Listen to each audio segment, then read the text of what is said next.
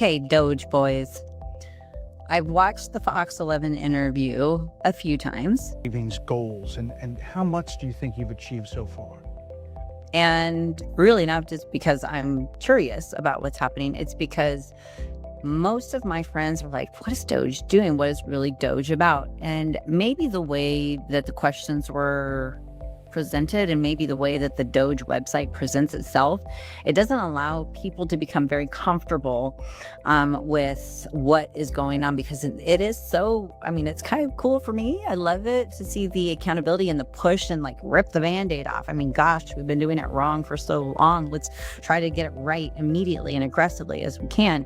I kind of like that about the approach, but the purpose of this video is for you, viewer, to understand how they're speaking, they meaning the DOGE team, and what they're responsible for within the scheme of our federal government and the objectives that each person has that's speaking, and then how you can think about it in terms of your just day-to-day life. Like, what does this do for me, and what should I be concerned with, if anything?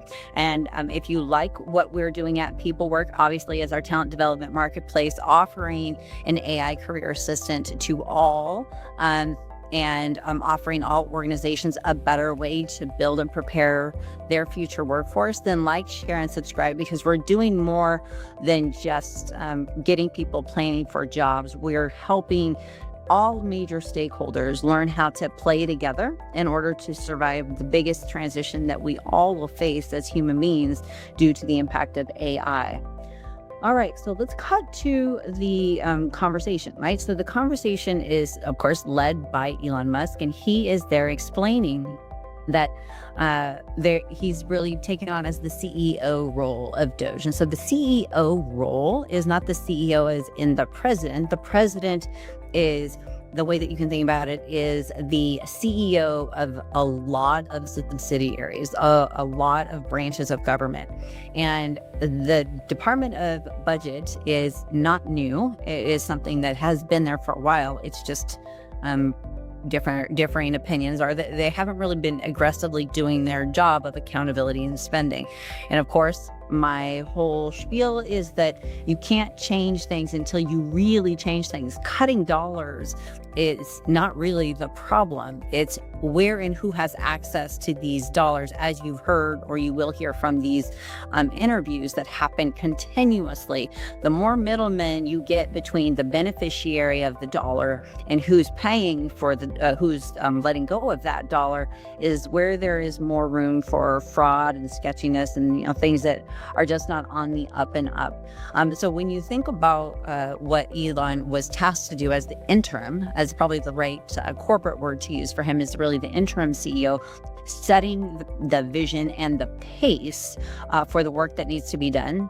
And then the chief operating officer, as he was introduced, is really to make sure that the vision and the pace at which the CEO wants to drive, and ultimately the president wants to drive towards, is done systematically. So a chief operating officer has to bridge and has to also have the strategic mind plus the execution mind. Like, how are we actually going to make this happen? And this is where I think the DOGE interview could have been done better, and how you can understand it. There's two sides to our government. It's just like every other business, except the government doesn't do a very good job of creating distinctions between the two. You have one side of the government, which is to exist, to operate. It has a need to hire people to do things for you. It has a need for technology to do things for us.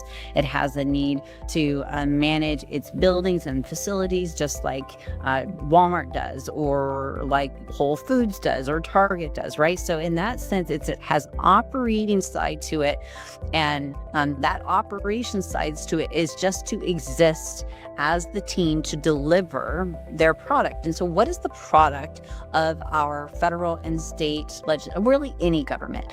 The product is service and tax management. That's what it is. And so the service is really about us, the citizen. What are we getting as part of a community? Roads, access to school buildings, buildings, not education, not there's no entitlement right to how brilliant you are, and no amount of tax money is ever going to make you smarter, and no amount of tax money is going to make the education system better, but it will make accessibility equal for all citizens.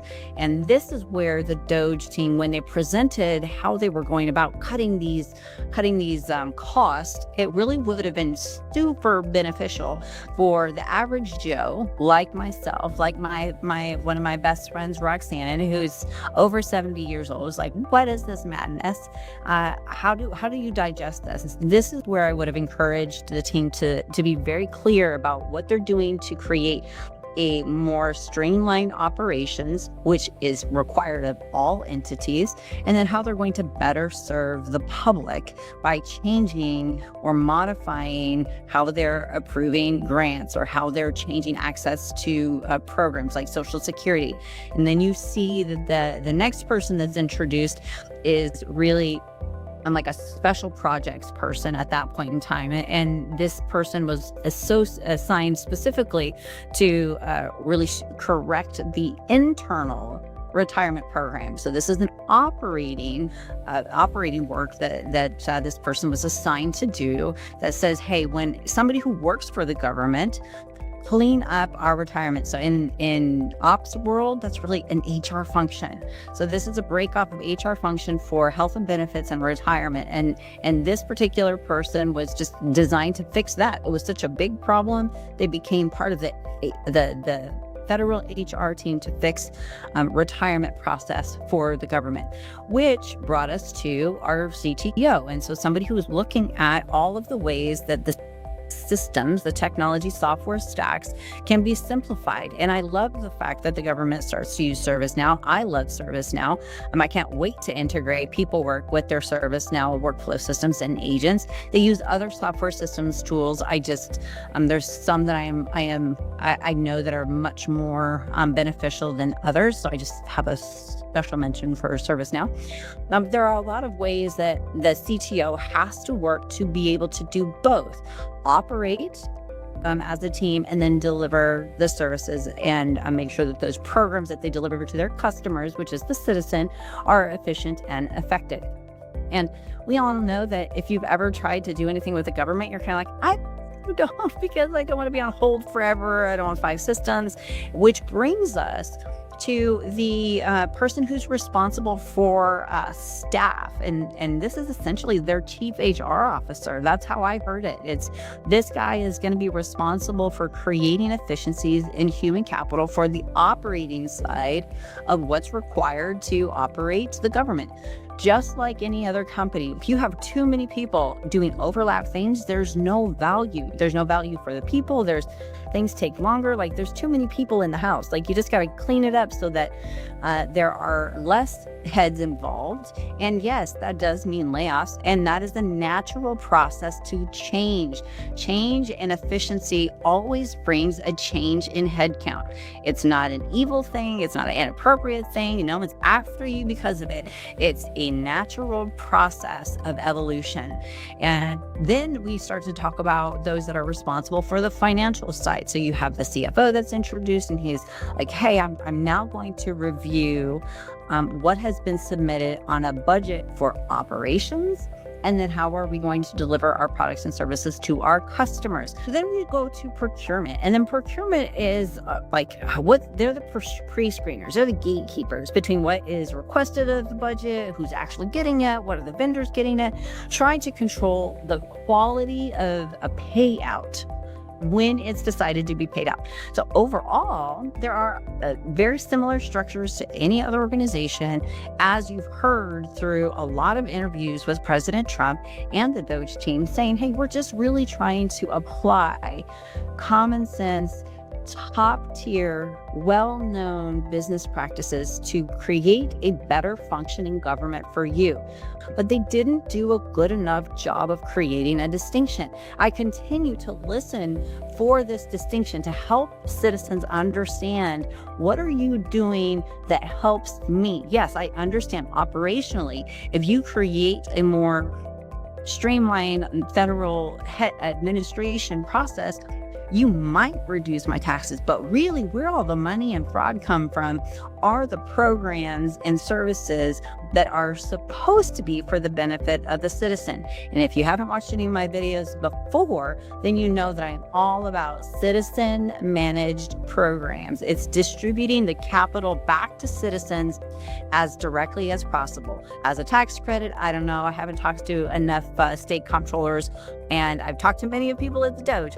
So I know that we're on the right track, but we are still not aggressively saying, hey, this is how I'm going to show you citizens how we've done such a better job of controlling your tax dollars. And a statement at the end of the year could look something like this, where it shows how much income tax has been contributed by me, maybe the sales income tax that has been contributed by the state that I live in, and what I was able to receive back in terms of my percentage of civic goodness, like what contributed to the roads and what contributed to my civic services and what contributed to my public school system. And then awesome would be how much was given back to me based on my tax bracket and income for the purposes of education or upskilling or getting access to other resources that I wouldn't have gotten otherwise. So this is like a lovely aspiration. And maybe that's because before I started people work, I was so long in HR ops and tech that at the end of the year, employees got a statement of what we did for them. And so in order for you to help people understand what value you bring, you definitely need to tell them. And in this kind of interview, it's a little scary for somebody to hear as a citizen. Like, you could be interrupting something that I already think is good, but if you're interrupting it, just tell me why and how it's going to change my life.